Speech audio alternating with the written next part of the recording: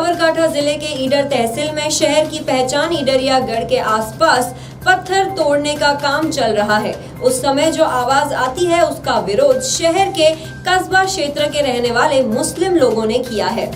Mines चलाने वाले मालिक ने जब पुलिस स्टेशन में उनके खिलाफ शिकायत दर्ज की तो पुलिस ने 7 से 8 मुस्लिम लोगों को पकड़कर जेल में डाल दिया। इस कार्रवाई के बाद शहर का पूरा मुस्लिम समाज पुलिस थाना उमड़ पड़ा।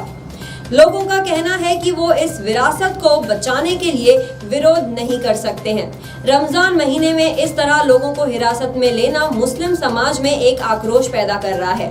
पेश है ईडर से संवाददाता हिम्मत जादर की ये खास रिपोर्ट।